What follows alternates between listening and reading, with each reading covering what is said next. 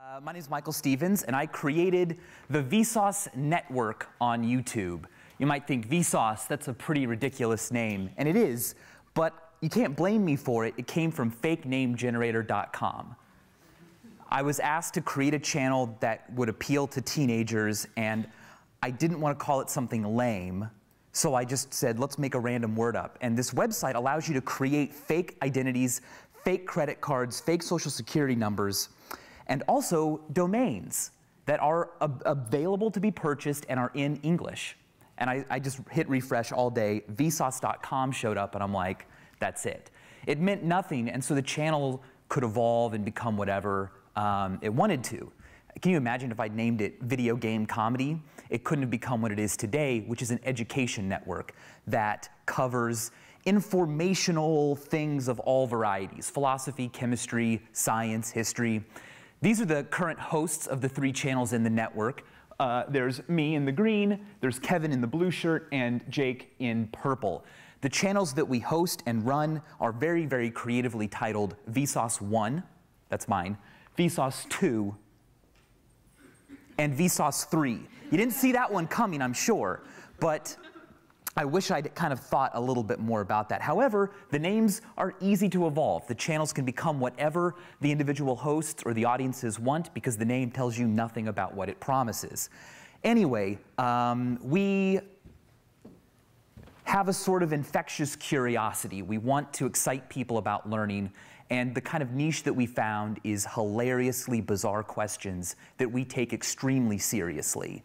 And we have been endorsed by everyone from Ben Franklin to Albert Einstein, who time traveled to our billion-view party last summer. The network hit 1 billion views on YouTube last summer, and the VSauce 1 channel that I run has 870 million as of this morning. So really close to having my own billion. But that's also a testament to how excited people are about learning. Here's a screenshot of my last 20 videos. And you can see that each episode gets more than 2 million views, sometimes 3, 4. Spooky Coincidences has 6. Is Earth Actually Flat? Has 6 million views. Spoiler alert, it is not flat. But this episode talks a lot about the philosophy of science and the philosophy of knowledge. How do we know things? And I often take on funny questions like, is cereal soup? Is cereal a type of soup? I mean, it fits every definition of soup. Maybe it's a type of salad, and the dressing is the milk that you add on top. That episode is all about linguistics and the meanings of words and how we kind of just make them up. And it's actually very important legally. Recently, there was a court case about whether burritos were sandwiches. And it turned out that they are.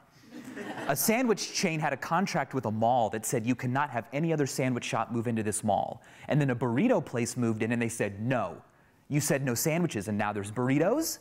And the court said, yeah, it's stuff between bread, so. Anyway, these are important questions.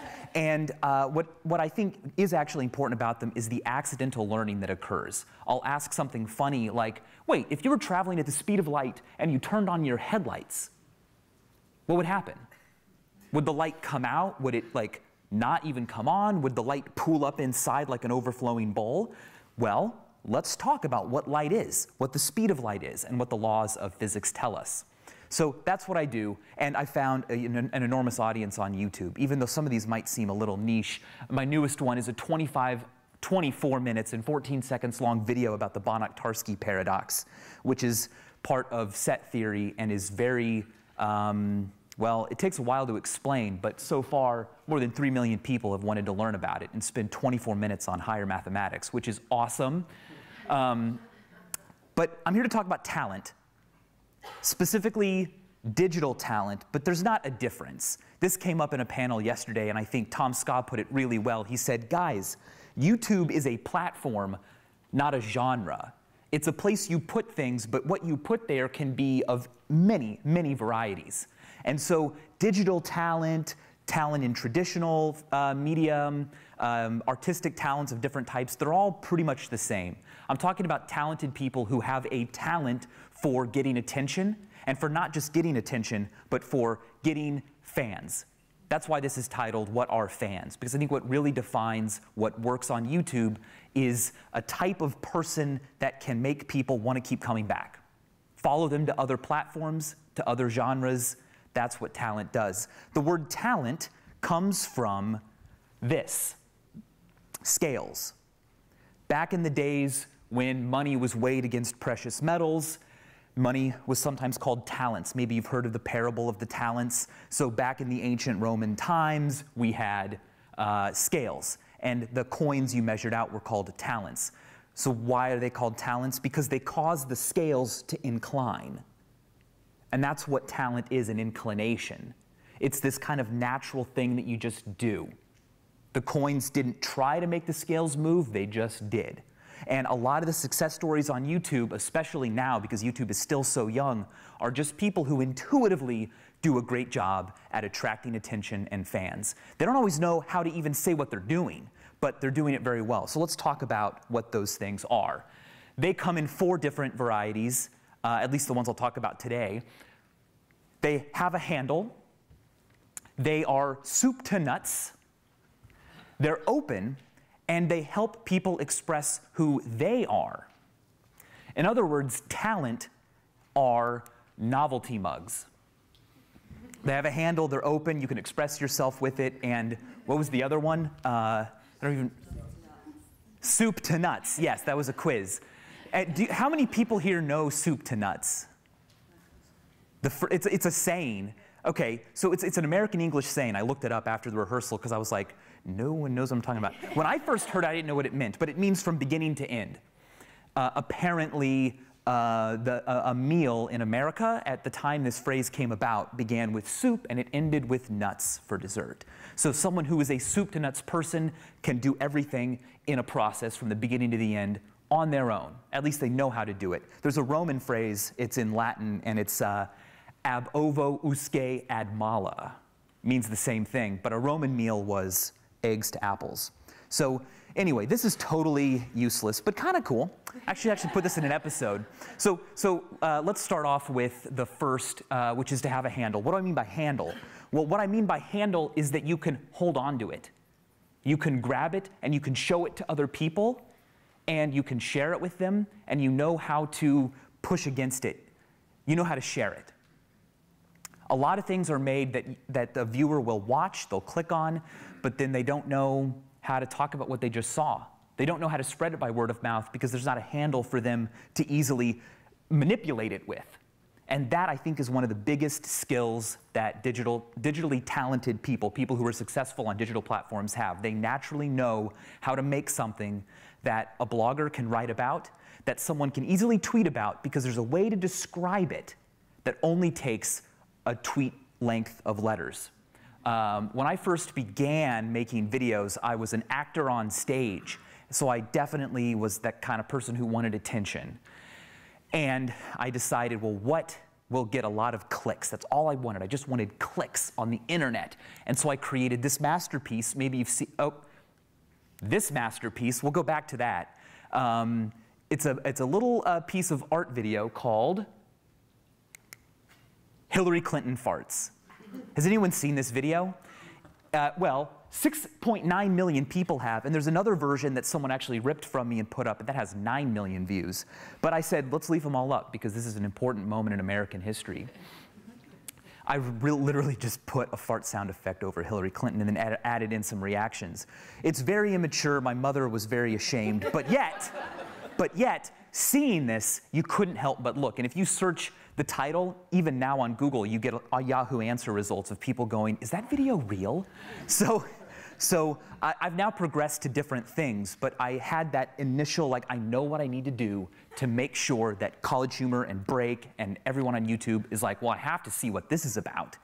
And in fact, YouTube's roots are in that. Let's go back. This is the earliest screen grab of YouTube.com. YouTube was originally a dating website. They don't always say that, but they cannot deny the fact that archive.org has them caught. This is April 28th, 2005. And YouTube was about finding people. The dating websites will come back at the end. I'm going to speed through some of this because I'm running low on time. But the first ever banner ad, you know, brought on a whole host of things that we hate now. Advertisements can be annoying. But because it was the first, you know what its click-through rate was? 44%. Yeah, first banner ad. Firstbannerad.com, you can go and learn more about that. Okay, soup to nuts means that they can go from the beginning to the end. They can do everything. Because in the early days of the internet, there was no partner program. It was hard to get funding and money, so you needed to just do it yourself. And that's what I did. I wanted to make Hillary fart, so I Googled, how do I add sound effect to clip? How do I get clip from CNN? All these kinds of things. And here's an example of how I produce my videos. I have a camera and my little script there that I look at. I don't use an auto cue, but I do memorize what I'm about to say. Someone drew a picture of what my process looks like, which is quite accurate, actually. Once I was in a hotel and I didn't have a tripod with me, so I taped a camera to a waste bin on top of a chair. And then I also use YouTube to check the analytics, because these things are immediate. I immediately know when people are watching, when they're leaving a video, and I get little notifications like my randomness video suddenly increased my number of subscribers. And I can say, well, why is that? Was it embedded somewhere? And find out and make programming changes accordingly.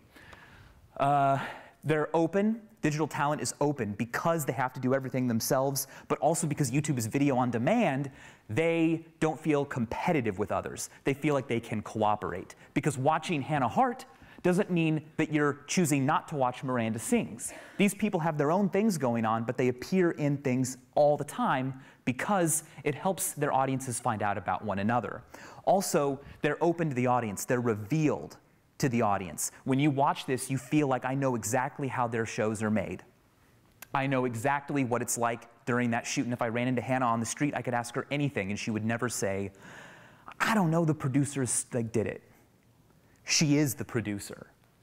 In fact, when she needs a close-up of what she's been cooking, she doesn't have the crew move in for a close-up. She holds the plate up and tries to show it to you in detail before it falls off. And it always falls off, and that's part of the joke. But I love that she treats it like, I'm not doing this for a crew or for a vast audience at home. I'm doing it for you, this one camera.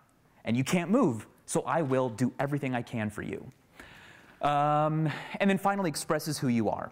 I really think that a key part of what digital talent is doing is that they are helping people express who they are. When someone shares a YouTube video, when someone favorites a tweet, when someone likes something on Facebook, they're not doing it to help like me or the creator, they're doing it to help themselves. They're doing it to show off who they are. And we all do this. The clothes that we wear, the music we listen to, the things we know about our favorite subjects are ways for us to show off what we stand for, what we're like. When you like something on the internet, you're showing everyone who watches you that you are like that thing. So, here's some just quick examples, and I know that I'm low on time, but I loved Beekman, the TV scientist from when I was a kid, so much so that I dressed up like him for Halloween. That's my sister as a genie. That was actual lab equipment from my dad's chemical engineering job, and it was very dangerous and dirty. It had like dangerous heavy metals in it, and I'm just like, oh yeah, well this will be a good prop, and my dad's like, So, now I'm here today, still alive, but I looked great. And on VSauce, that's what I try to do. I try to make things that will allow people to say, yes, finally an answer to this. Or, hey guys, look at this video I found from VSauce. Doesn't that make me look cool? Doesn't that make me look curious? That's what people want. Content created to let them show off who they are, not who you are. And then finally, one day, I looked on Twitter, and 3 guys for Halloween had dressed up like Jake, Kevin, and I. And they did a pretty good job. So it all came full circle, mission accomplished, closed the channels down, we did it. Just kidding, we're gonna keep going. And the thing I'll leave you with, this is like the worst way to end anything because it's very creepy, but on dating websites, you can often search by keyword. Like you can look up meatloaf and then find other girls who love meatloaf, and then you can message them about, hey, let's go have meatloaf together, or whatever. Favorite TV shows you like, all of those. I, of course, joined OkCupid and searched VSauce. Found a bunch of girls who literally listed the network I started as something that they define themselves by. I did not dare talk to or click on any of their profiles because that is so creepy. And I did find a girl and she had never even heard of like YouTube, I think, which was healthy for me. But this is it. Talent is like a novelty mug, and it makes people, it allows people to express who they are. So thank you very much.